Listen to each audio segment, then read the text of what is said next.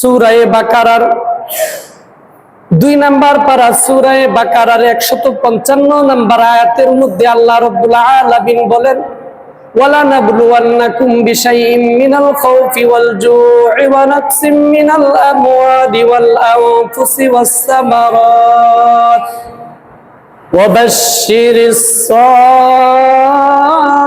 Saverin.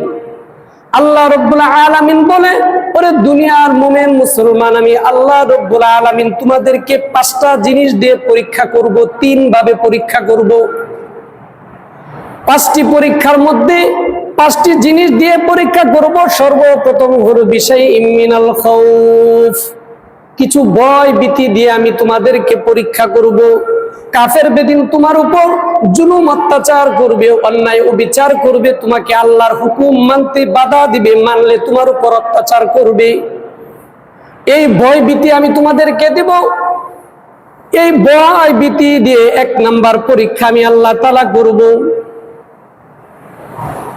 দ্বিতীয় নম্বর পরীক্ষা হবে ওয়াল জু', দ্বিতীয় নাম্বার পরীক্ষা হবে ওয়াল জু'i, আমি আল্লাহ রাব্বুল আলামিন তোমাকে অভাব অনটন দিব, ক্ষুধার তাড়না দিব, ক্ষুধার যন্ত্রণা দিয়ে তোমাকে আমি আল্লাহ তাআলা পরীক্ষা করব।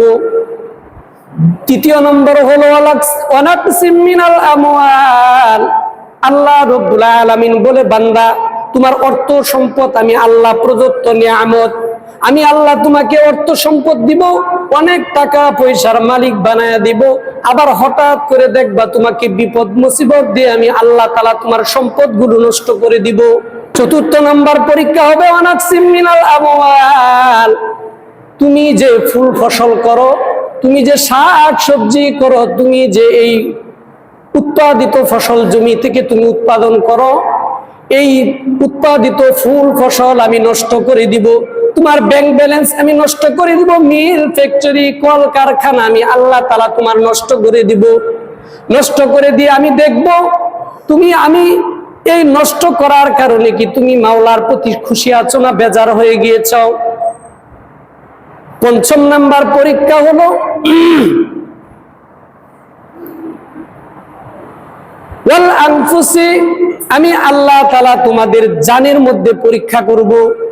তোমাদের মা বাবাকে তোমাদের চোখের সামনে নিয়ে যাব, তোমার সন্তান সন্ততি তোমার চোখের সামনে দেখবা দুনিয়া থেকে বিদায় হয়ে যাবে, তোমার আপনজন চলে যাবে, এইগুলি তোমার চোখের সামনে ঘটবে। ঘটার পরে তুমি কি ধৈর্য ধারণ করো কিনা, আমি আল্লাহর প্রতি তুমি খুশি থাকো কিনা, এই 5টা বিষয় আমি আল্লাহ তাআলা তোমাকে পরীক্ষা করব।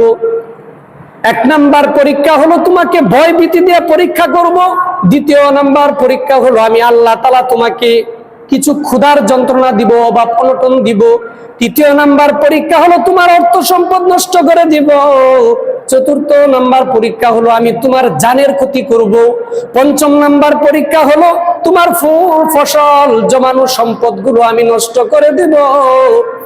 এরপরে যদি তুমি ধৈর্য ধারণ করো, আল্লাহ রাব্বুল আলামিন আয়াতের শেষে বলেন, হে নবী মুহাম্মদ সাল্লাল্লাহু আলাইহি ওয়াসাল্লাম, আপনি আপনার উম্মতকে জানিয়ে দিন ওয়া বাশশিরিস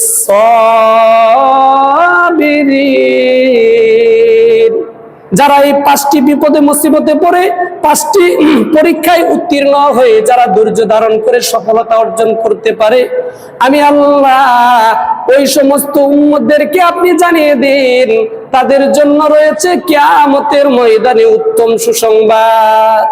আল্লাহ তাআলা সূরা আনকাবুতের 2 নাম্বার আয়াতে কারিমার মধ্যে বলেন, আহাসিবান নাসু আইয়ুতরাকু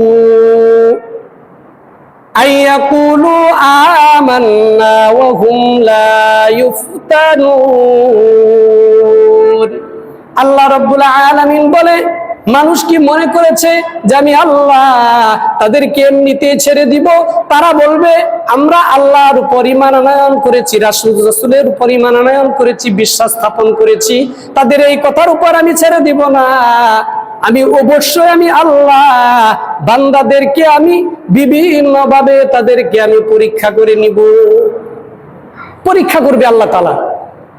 আল্লাহ তাআলা বান্দাকে পরীক্ষা করবে, পরীক্ষা করে তার রেজাল্ট দেখে এরপরে তাকে চির সফলতার চির বিফলতার ফয়সালা দিবে।